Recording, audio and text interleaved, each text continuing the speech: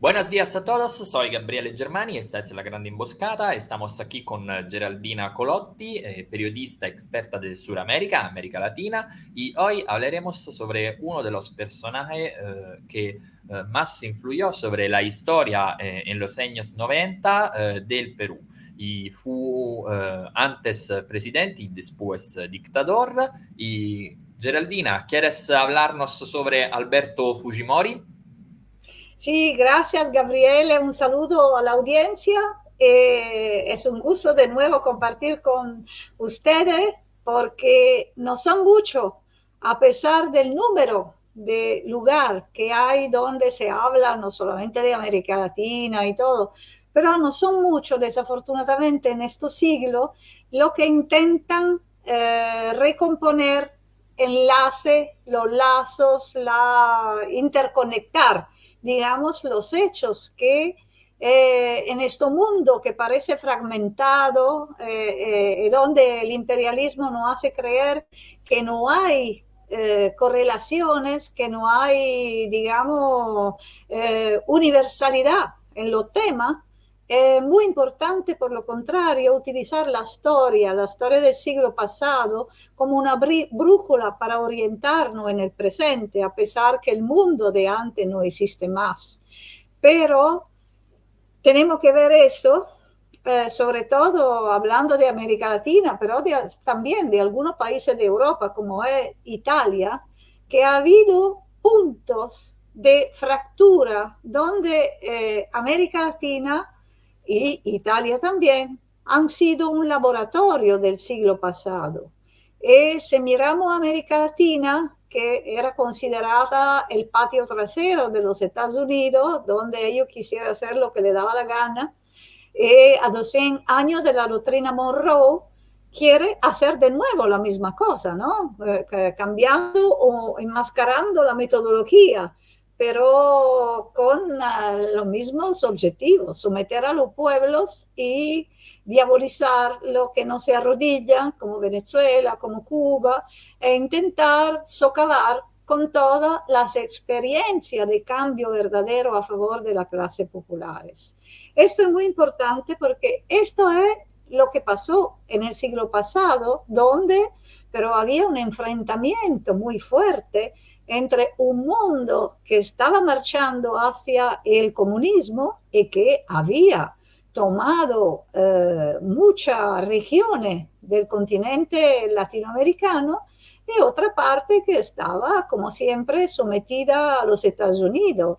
Estados Unidos, en el siglo de los golpes de los dictadores latinoamericanos, hablamos de los años 60, 70, ha logrado derrotar con la fuerza los intentonas de cambio radical que ha habido.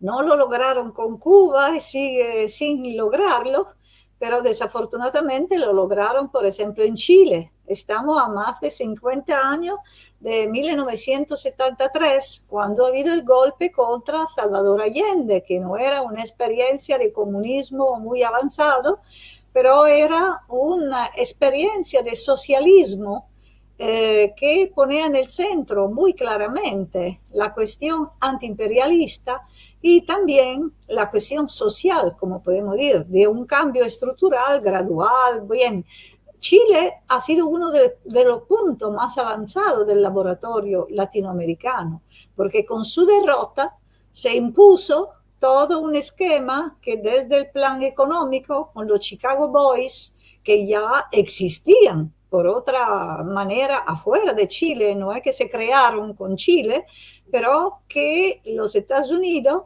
lo trasladó ahí para experimentar con un país tan rico también de energías populares como Chile, todo lo que después han exportado también como modelo económico, hasta mediático, en otros países de América Latina, Argentina, y todos los golpes que con un sistema de criminalidad internacional, como era la estructura del Cóndor, por ejemplo, han, digamos, pisoteado toda la ley internacional, por supuesto, con la complicidad de los países imperialistas, incluido de Europa, ¿no? Donde ha habido dos actitudes. De un lado se entregaba refugio a lo que se iban de la dictadura, pero de otro lado no se hacía nada para cambiar las cosas en su propio país, donde había gobiernos que respaldaban esta dictadura por intereses, como sigue haciendo, porque eran como en Italia, gobiernos bajo el paraguas de la OTAN. Y no olvidamos que ha sido en 1973, después del golpe en Chile, que Berlinguer, el entonces máximo dirigente del Partido Comunista Italiano, que era el más grande de Europa, reconoció la OTAN y dijo que se tenía que cambiar de táctica, ¿no? Porque si no, si se iba no al poder, sino al gobierno, solo a pesar de la fuerza que tenía el Partido Comunista a nivel de la clase popular en aquel entonces, habríamos podido terminar como Chile. Bueno, este es un gran tema que sigue siendo en la mesa, donde se configuraron otras interpretaciones mucho más legalitarias de lo que Lenin había planteado en un paso adelante, dos pasos atrás. Por lo que de Perú ha sido otro laboratorio que empezó en los años 70, pero se configuró muy fuerte en los años cuando ya en otros países se había acabado la guerrilla, estaban la década desde 1990, cuando salió a la presidencia Alberto Fujimori, que se murió, tú lo estabas recordando, a 86 años en su cama. Bueno, éramos ahí ya en plena derrota, porque en 1989 había caído el muro de Berlín, se iba preparando desafortunadamente la implosión, la caída de la Unión Soviética. El neoliberalismo ya se había experimentado claramente en la mayoría de los países y parecía ser la única opción. Se estaba presentando con su ambigüedad. La elección de Alberto Fujimori representa, ante de todo, esta ambigüedad, porque en aquel entonces se competían en esta elección el escritor Vargas Llosa y el mismo Fujimori. Eran dos opciones del neoliberalismo, presentadas de una manera diferente. Todos los dos de derecha. Sí, todo así, claro, Derechista. pero esto se ha repetido en Perú también en la actualidad, ¿no? No se presentaba una opción de las clases populares verdadera, porque todavía seguía la lucha armada de Sendero Luminoso, que seguían las clases populares totalmente excluidas de la posibilidad de gestionar un cambio.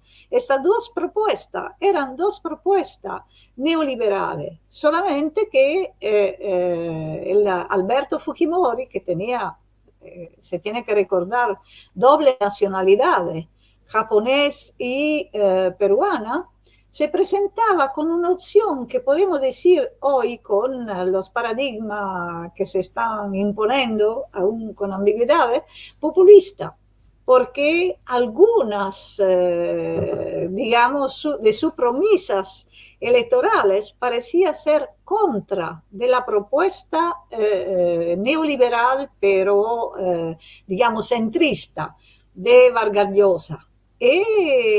Algunos sectores, hasta de la izquierda, lo votaron, pensando que el esquema que en América Latina ha, digamos, varias veces, ¿no?, empezado con personalidades de marca populista, algunos militares y todo, podrían conseguir este cambio.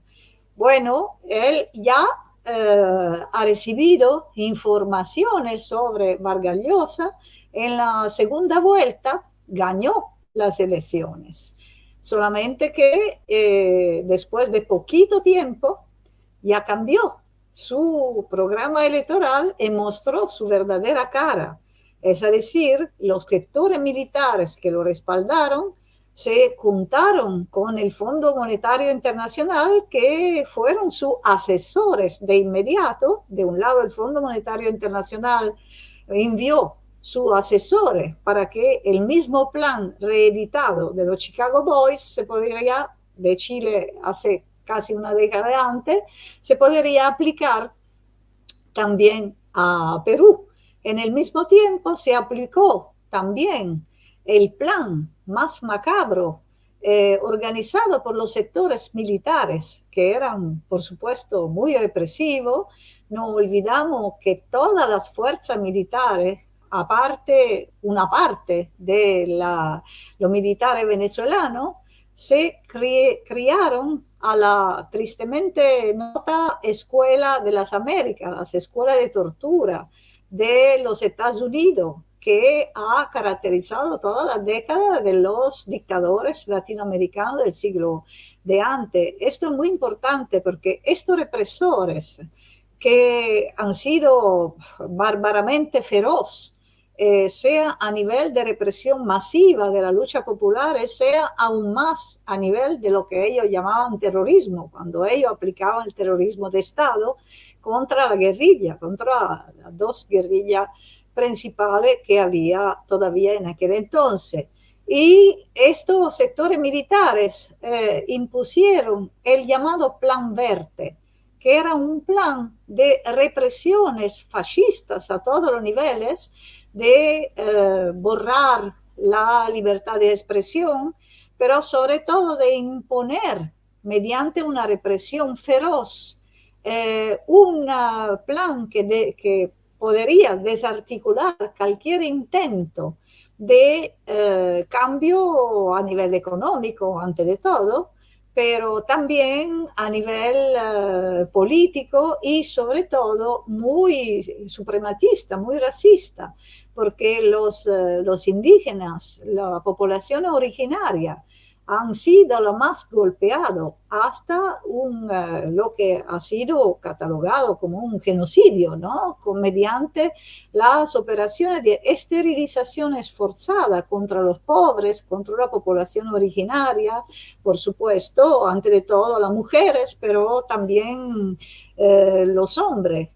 Esto, además de eso, en 1993, la nueva, entre comillas, constitución hecha para Fujimori ha, digamos, potenciado un instituto, llamámoslo así, una norma que se llama la vacancia, que existía desde al inicio de la constitución en el siglo pasado, pero que ha sido, se transformó en una arma de lucha política que para llegar a la actualidad ha hecho que ha habido como 7 presidentes que han sido expulsados gracias a esta norma que se llama la vacancia, que prevé que por una supuesta acusación de inmoralidad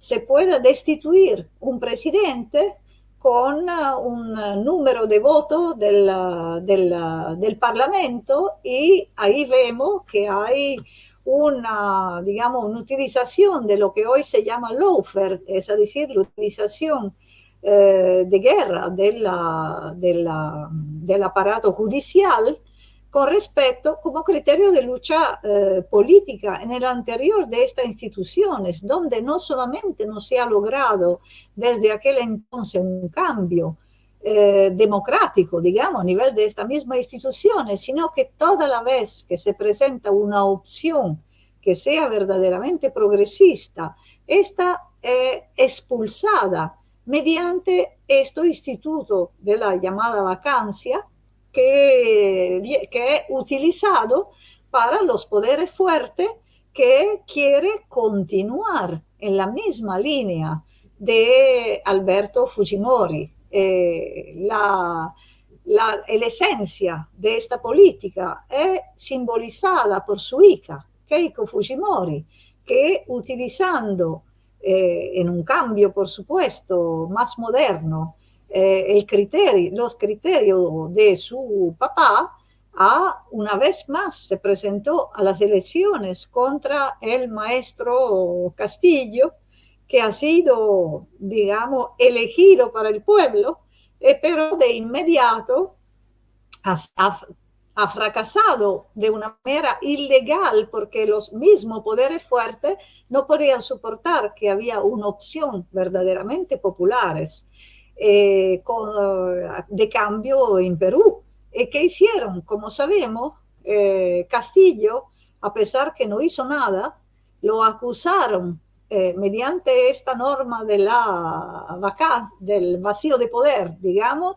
está en la cárcel, a su plazo ha habido un golpe institucional, que son la nueva modalidad de hacer golpe que tiene los Estados Unidos con sus títeres en América Latina, y le pusieron una golpista, digamos, la señora Boluarte, que nadie ha elegido, pero que está ahí como ejemplo de gran democracia, cuando por lo contrario se acusa a otro gobierno que son verdaderamente elegidos por el pueblo, como Venezuela, ni hablar de Cuba, se acusa de ser dictadura y de ser ilegítima. Solamente que son legítimas por la nueva reedición de la doctrina Monroe que le gusta a los Estados Unidos, solamente sus títeres que ellos pusieron ahí. Hicieron lo mismo después del golpe en Bolivia, cuando pusieron ahí la señora autoproclamada presidenta Janine Áñez, y lo están haciendo, lo dijo en Venezuela, bueno, esto es, pero lo hicieron en 2009 en Honduras, cuando expulsaron el presidente legítimo. Lo hicieron de otra manera en Paraguay, con un golpe institucional, es decir, siempre hay este esquema, ¿no? Que la vicepresidenta o el vicepresidente utilizan las instituciones parlamentarias para hacer un golpe, acusando a los presidentes, en este caso en Chile lo puede hacer, perdón, en Perú lo puede hacer gracias a esta constitución de Fujimori, de la llamada vacancia. Entonces lo siguen haciendo de una manera totalmente ilegales a nivel institucional, lo hace de una manera totalmente ilegales con las criminalizaciones de las organizaciones populares, hasta la eliminación física con tortura que no se ha acabado en Perú, que viene del señor Montesinos, el asistente de Fujimori, que ha organizado con él el llamado Plan Verde, ¿no? De eliminación. Lo hace también mediante la criminalización y la diabolización mediática. Hay una grande concentración económica en Perú, pero también hay una gran concentración mediática, en poca mano. Estos medios se encargan de diabolizar cualquier figura, como el maestro Castillo, que quiere un cambio verdadero, que es presiones de la clase popular, pero se encarga también de chantajearlo con el peligro del terrorismo, ¿no? La misma cosa que hace en Italia. Es un esquema a nivel global, es muy importante.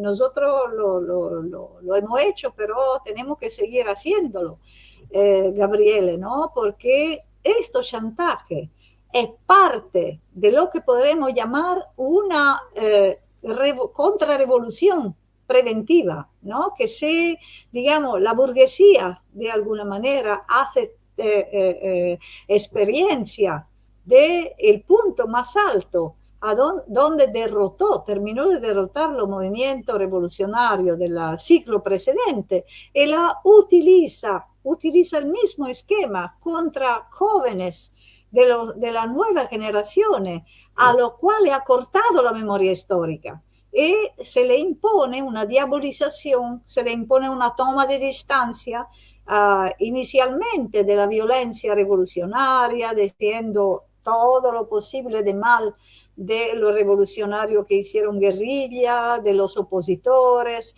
Y después, esta toma de distancia, esta traición, tiene que, digamos, comprender también los ideales del socialismo, ideales del comunismo, del socialismo en toda su forma.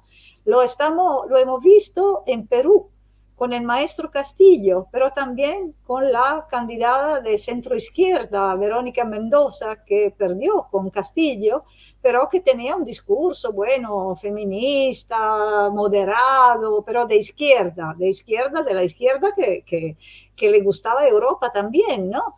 Y la Izquierda chantajearon. liberal, liberal. Sí, sí, así, porque claro que la forma con la cual se presentan en los países de América Latina, menos mediada, los aparatos ideológicos de control son menos sofisticados de los de Europa, ¿no?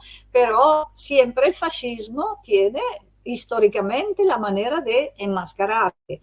Bueno, también a Verónica Mendoza le hicieron un gran chantaje que tenía que tomar distancia de la oposición de clase, del comunismo, del socialismo y sobre todo el nuevo diablo para el capitalismo, el nuevo peligro rojo es Venezuela y por supuesto Cuba, ¿no?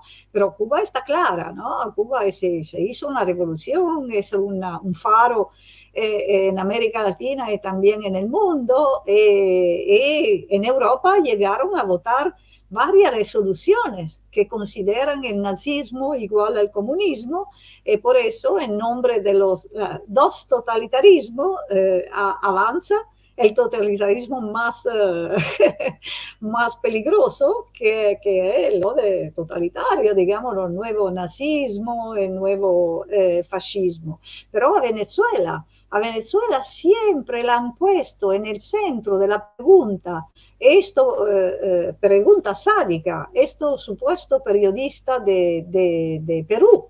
Ha sido digamos, un ataque gigantesco para decir, ¿por qué? Porque, por supuesto, hablar de Venezuela significa hablar de una integración latinoamericana que pone en el centro el antiimperialismo y mira al sur y no al norte de la nueva doctrina Monroe en estos años que son los de 100 años de la independencia también de Perú, donde, digamos, la acción de Simón Bolívar en toda América Latina ha sido celebrada por los países que no se arrodillan y también lo que es importante, que es una de las referencias también de Sendero Luminoso, es el gran marxista peruano Mariátegui, que ha dicho cosas importantísimas porque conoció a Gramsci, conocía muy bien la realidad italiana, analizó el fascismo. Vivió en Sí, Roma por algunos sí, tiempos. sí. Analizó muy bien el fascismo y analizó la dinámica latinoamericana diciendo una cosa importantísima que es en el estatuto del Partido Socialista Unido de Venezuela, que la revolución no tiene que ser ni calco ni copia. Entonces, por supuesto, hay condiciones particulares, pero hay también condiciones generales que valen por todo el mundo y que empiezan, de un lado, de la contradicción entre el capital y el trabajo, que cambia de forma, pero de sustancia es la misma. De la otra es la contradicción entre los pueblos que no se arrodillan y el imperialismo, que la vemos fuerte como una nueva reconexión hoy en la construcción de un mundo multicéntrico y multipolar, donde vemos países que no tienen una perspectiva socialista, pero como la revolución no tiene que ser ni calco ni copia, tienen también en el centro de la atención a su pueblo, pero sobre todo están en contra del imperialismo que mediante los intereses del complejo militar industrial quiere someter a los gobiernos que son antiimperialistas, pero sobre todo a los pobres, en una gigantesca guerra contra los pobres que tiene Blanco a los jóvenes de nuestros países. Es muy importante, había muchos compañeros peruanos también en estos congresos contra el fascismo, el neofascismo y todas expresiones similares que hemos hecho en Venezuela. organizado por la República Bolivariana de Venezuela, que en este momento es bajo un ataque multicéntrico, multifacético, que tiene mucho que ver con lo que pasó en el siglo de antes contra el comunismo en formas híbridas, donde este ataque es multifacético y también tiene en el centro la varia máscara del capital, porque vemos en Europa que gente que se dice de centro izquierda, esto centro izquierda neoliberal que se volvió desde mucho tiempo del lado del imperialismo, convenciendo a los pueblos que no hay alternativa al capitalismo, que se tiene que pagar la guerra imperialista de ellos. Y bueno, esto centro izquierda en Europa respalda una golpista declarada como María Corina Machado, que tiene como su modelo a Netanyahu en política extranjera, al genocida Netanyahu y al loco de la motosierra Milei y a Trump, por supuesto. Entonces, más claro, como dicen los venezolanos, no canta un gallo, pero desafortunadamente aquí la están haciendo pasar por una gran demócrata contra el dictador Maduro. Entonces, esto es, ahí nosotros hemos publicado un libro que se titula la caras del fascismo en el tercer milenio, donde varios intelectuales han declinado ese tema, pero hablando de la máscara del capital, que se utilizan cambiando, digamos, de forma y todo, pero la sustancia es la misma, siempre aprovechando el fascismo, el neonazismo, de procurar una salida a la crisis estructural del modelo, que no puede tener salida, pero que puede tener otro tiempo en el cual lo intentan hacer y nos llevan hacia el abismo, con la complicidad de lo que para mí se podrían llamar los sepulteros de la memoria. Me pasó de escribir un artículo con ese título, los invito a leerlo si quieren, porque son también material para discutir, para, digamos, poner en la mesa estos enlaces de los cuales estábamos hablando, que son importantísimos. Tenemos que contar las historias insurgentes entre el sur, llamado sur más desarrollado, pero que ha tenido su máximo desarrollo en el siglo pasado con una fuerza de clase organizada como en Italia, que a la izquierda del Partido Comunista más fuerte de Europa produjo una extrema izquierda más fuerte de Europa, donde se desarrollaron también las organizaciones de guerrilla. Y la manera en la cual se ha borrado la memoria histórica, tienen los mismos mecanismos que estamos viendo en Perú. Contra la oposición de clase, porque de esta forma se acabaron con, por ejemplo, por lo que es de Italia, por supuesto, con la desaparición de un tipo de producción de donde derivaba una clase obrera muy fuerte. Por supuesto, ya no existe la Unión Soviética, la producción se ha fragmentado, pero no ha cambiado para nada la sustancia. Es mucho más difícil una unidad de clase, como decimos nosotros, es mucho más difícil unir las fuerzas que no se reconocen ni siquiera como debilidades entre ellos, porque no ha habido un balance histórico. Claro, claro. Y Geraldina, te agradezco por esas palabras, por esa entrevista y agradezco a los espectadores y por hoy terminamos aquí. A la próxima.